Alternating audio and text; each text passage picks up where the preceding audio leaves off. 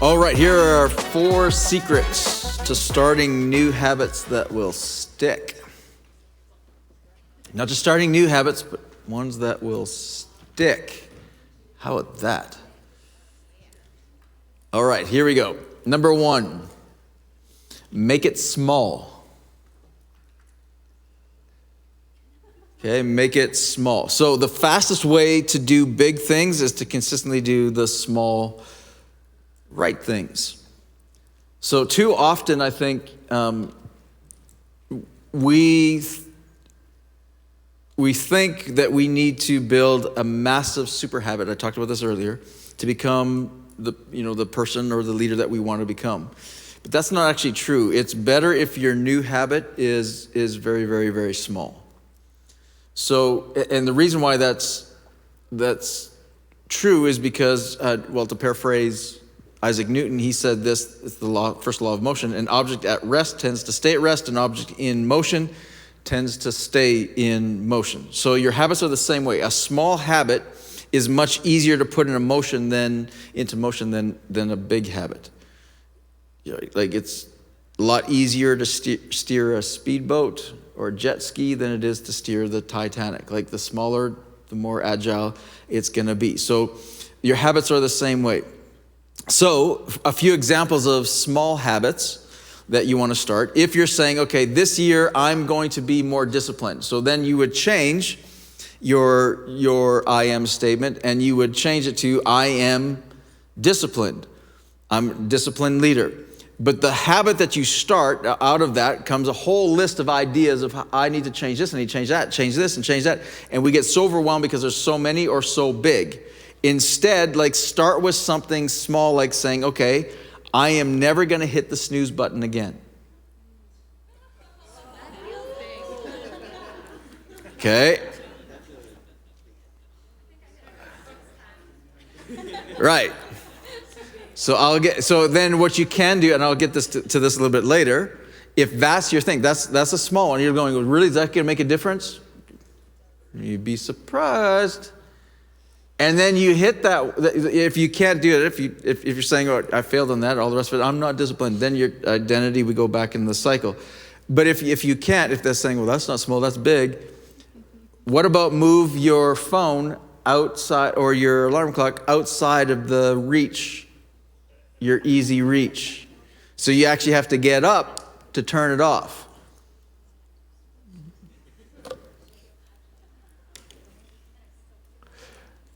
So automatically, I could never do that. There's an identity statement.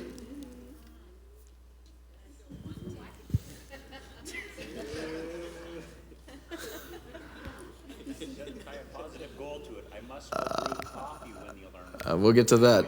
Yeah, we'll get to that. If I don't hit my snooze button, I could make it to Blackwood before work. That would be anyway, we'll get to that. Robbie, yeah, you had something? If you leave your phone underneath your pillow, it overheats, and then your alarm doesn't go off at all. I did that the other day.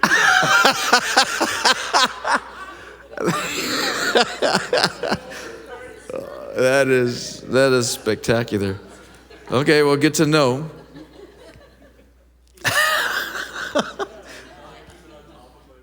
Yeah. Robbie comes to church on Sundays, no mustache or hair. What happened? My cell phone overheated, my pillow started on fire.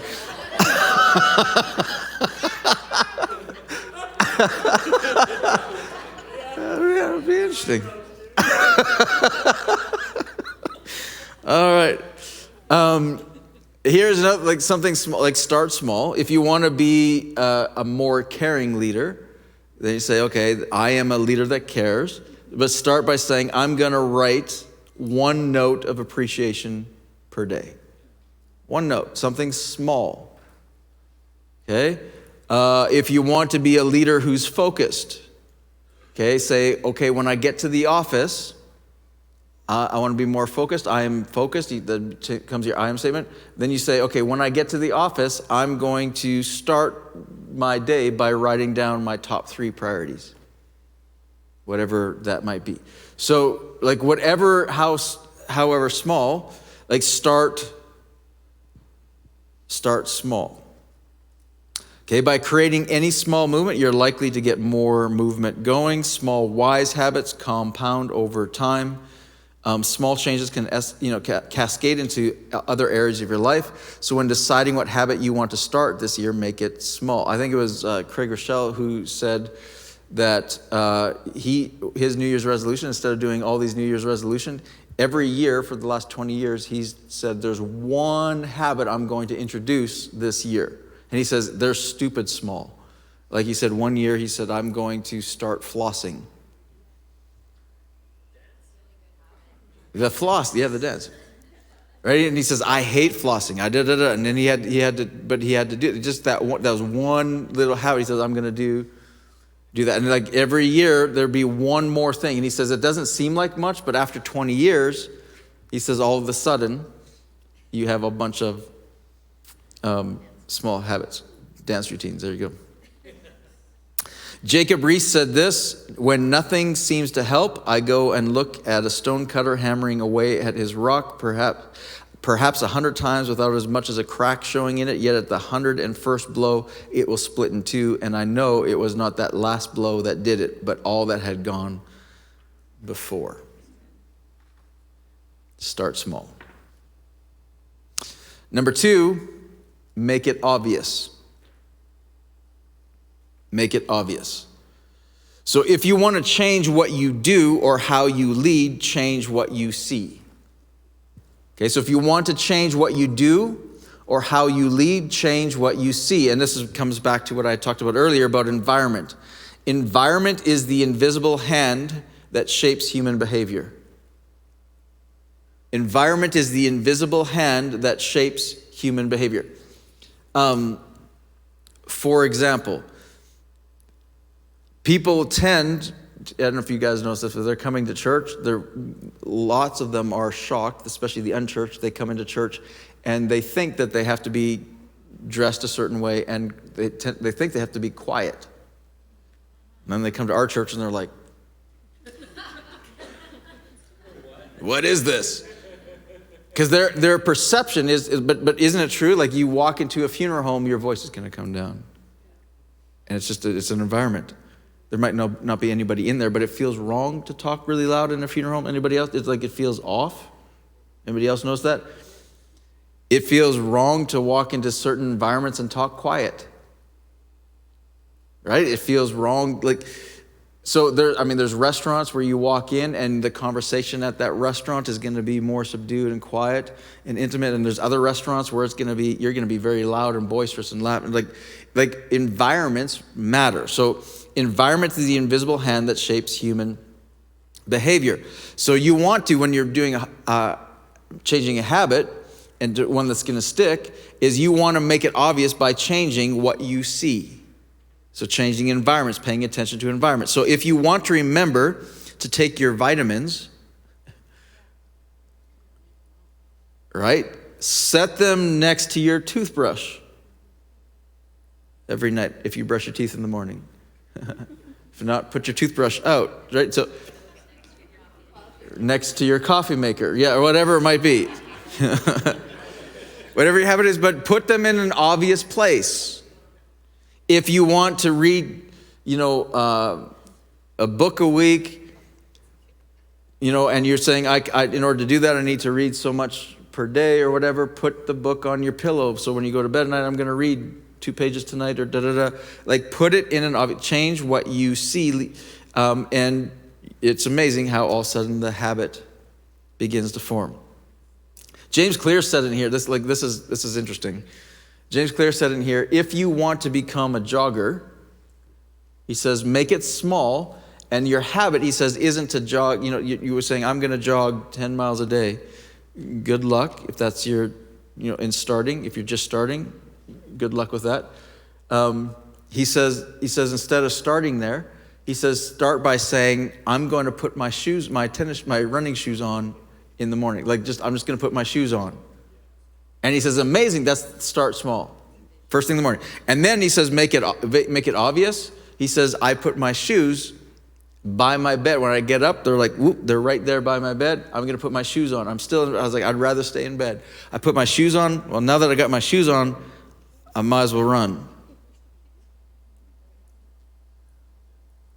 Right? It's like, and you're going, I mean, we can trick our minds, our brains in all these things. If you want to cut sugar out of your diet, it'd be wise to remove sugar from your pantry or your fridge or somewhere that's easily accessible, right? Because environments matter, right? So whenever you change, whatever change you want to make, give yourself a visual cue to do that habit. When you do this, you begin to create this habit loop. Charles Duhigg said this in another great book, The Power of Habit.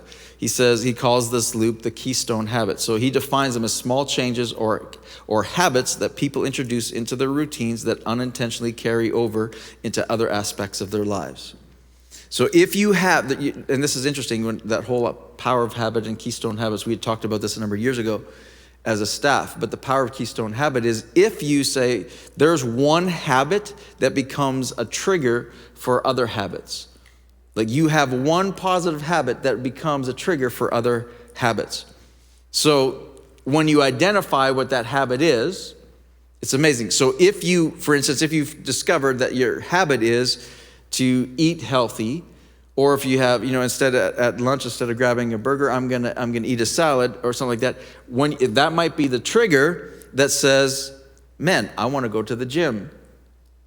Or it's going to trigger, I'm going to do this. If I'm doing that, I might as well do that. Or there's something like, if you do your daily devotions, it triggers something more discipline in another area. There's a keystone habit. All of us have a keystone habit that if we do that one thing, it makes it easier to do the next habit. So find that keystone habit, create that habit loop, and then make it obvious to do that one thing, and it'll be easy and make it easier for you to do the next. So making your desired action obvious will be the difference between good intentions and great results. So, which leads to number 3. Number 3 is make it automatic. Okay, so make it automatic. We live our lives so much on autopilot. It's amazing. Like, if I was to, this is amazing. If I was to ask you, okay, what's your morning routine? What do you do every single morning? Like, you actually have to consciously think and go, okay, what do I do? Because you do it so automatically, all the same, all the time. Right? I talked about the route that you take to your office or to work and all the rest of it. Sometimes you have to go, yeah, what street do I drive down again? You do stuff so much on autopilot that you not even consciously thinking about it, and it's like walking through step by step. What do I do next? What do I do next? And we get into these habits that we just forget. So here's the problem. Without intentionality, though, what's automatic is rarely what's most productive. Anybody notice this? So without intentionality, what's automatic is rarely what's most productive. Because the truth is we don't drift towards what is healthy. We drift towards what is easy.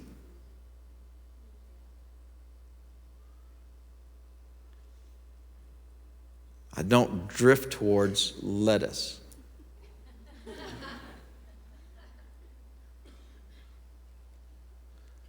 Right? We drift towards what is easy. Ice cream. It's easy. Pastor Ralph was just trying to help me out a number of years ago by making it difficult instead of making it easy, sending me pictures of the ice cream he brought back from Montana for me, and then eating it himself. And never giving it to me. Twice this has happened. Takes a picture. Look at this. I got a tub of Tillamook. I was like, months later, where did it go? And then he's like, man, I was having Tillamook last night. I was like, you still have Tillamook? He's like, yeah. Oh, that was yours. But he was just trying to make it difficult so that I wouldn't have this habit. I'm all over. I've forgiven. It's amazing. Okay, we don't drift towards what is healthy, we drift towards what is easy. So excellence is never an accident. Excellence is always a result of intentional and consistent habits. So to make one habit this year automatic, you have to decide what you're going to do. So the 21 days of it takes to form a habit, the 21 days in forming a habit is never easy. It takes intention to form that habit. But eventually, when it becomes a habit, it shifts from your conscience, where you have to think about it and want it and desire it, to where it becomes automatic, to where when it shifts there, it becomes automatic, then it becomes easy. So usually the first 21 days is the hardest. Like it's like I have to consciously think, and then all of a sudden it becomes automatic. Hence the whole idea of changing the shower routine or whatever, and you reverse it, you have to consciously think for 21 days, or especially at the beginning, oh, I got to do this. Oh, yeah, I can't. And you have to consciously think until all of a sudden it becomes automatic. Then it becomes easy, right? And then I became lazy and didn't want to shift it back. That's just the way it was. Because we drift towards what is easy. So to put this into practice, this is part of the triggers, which is what Brian was alluding to earlier, is and that statement's in your notes, is that after I get up out of bed, not hit snooze, all the rest of it, I will make coffee. After I will do whatever. So after I make coffee, I will read the Bible. After I finish a meeting, I will define one action step. After I arrive at the office, I will write down 3 priorities. Right? So it's trying to make it automatic and realizing that habits, if we do this after I will, you're basically creating triggers that become so automatic. So if you get into the routine, like in the morning saying, well, I want to do devotions, or I want to put that time in there, I don't have time to do that. It's like it takes effort for a while, but you start with making it automatic and saying, okay, well, after I make coffee, I will read the Bible. And you takes 21 days basically to be consciously in doing that. And after that, like you'll be half asleep drinking your coffee, and all of a sudden the first thing you do is grab for what's automatic, what's easy, and it's the Bible. So in the beginning, you can help with that trigger by putting the Bible beside the coffee maker or whatever it might be, is making it as easy as possible, making it automatic. Okay, so remember to keep it small. Your small, consistent habits determine who you become as a leader. Never underestimate your ability to start something big through one small habit. It's the small things no one sees that brings the results that everyone wants. We talked about that before. All right, number 4 is rethink success. Okay, so rethink success. So far, like we're making habits that stick. We're going to make it small. Okay, small is good. We're going to make it obvious. I have a friend that said, I want to work out, and was this somebody that we knew, Tim? I'm trying to remember if that happened. But it said, I want to work out, and they started small by saying, I'm just going to make a habit of driving to the gym, and they drive to the gym, and they sat in the parking lot. Was that? Yeah, or just going to walk into the building, and sat in the parking lot for a while. That's in the book. There's somebody that I knew that did this, and they said they went to the parking lot and for like 2 weeks never came in. Just drove the parking lot, but they kept that small habit, and eventually they're like got the courage and the strength and going, I'm going to go in, but I'm only going to go in for 10 minutes. And went in for 10 minutes, and eventually it became a habit to where, but you start small little steps. Make it obvious, make it automatic, and then rethink success. So too often, we don't view ourselves as successful until we accomplish the big goal. Right? We don't think, well, I'll be successful when, and we got that big goal. We think, I'll be successful when I lose this weight. I'll be successful when I, do this. I'll be successful. But if we rethink success, instead of waiting to view yourself as successful when you hit your goal, view yourself as successful when you practice the right habits today. Right? And go, okay, today was a success. Today I was successful. Like not when I achieve something, but again, what Michael Todd said, right, is leaders underestimate the process. And we need to make the process, we got to fall in love with the process in order to be leaders. If you don't fall in love with the process, you'll never be a leader. Which is amazing because there's a lot of people who are saying, Pastor Kelly, how can I become a pastor? I want to become a pastor like this. It's like, well, there is a process to being able to do this. And are you going to fall in love with the process? And what's that process? And you start saying what the discipline is and what it takes and all this kind of stuff. And it's like, I don't want to be a pastor that bad. All right, I want to be like, hey, I want to be on the worship team. I want to be on the team. Like, okay, because we see somebody standing up here and singing or playing their instrument and all the rest of it, and we don't see the practice and the hours and the lessons and all the process that goes into it to get to the place where you can do that. And then we see people who audition and then get angry at us when we don't let them because they fall in love with the platform and not the process, and then we're going, right? So it's the same thing. I want to be in this position in the church. I want to do this. Fall in love with the process. And sometimes we wait for promotion to come to us, but promotion is often process plus character equals promotion, right? So it's saying it's doing stuff with just doing it and being the best at the process, but also is the character to say, I'm going to do this without the title, without the accolades, giving somebody else the credit. I'm going to do it anyway, and then watch what happens. Right? Promotion is somebody else's hand, usually, but the process and the character isn't. So fall in love with the process. So rethink success and saying success is not when I achieve this goal, success is when I fulfill my habits for the day. I didn't hit snooze today. Yes, I am the best. Thank you for joining us for this episode of Parallel Leaders, where we help you target and evaluate your organization, leadership, or growth department under the microscope of 8 growth points to optimize your effectiveness as a leader.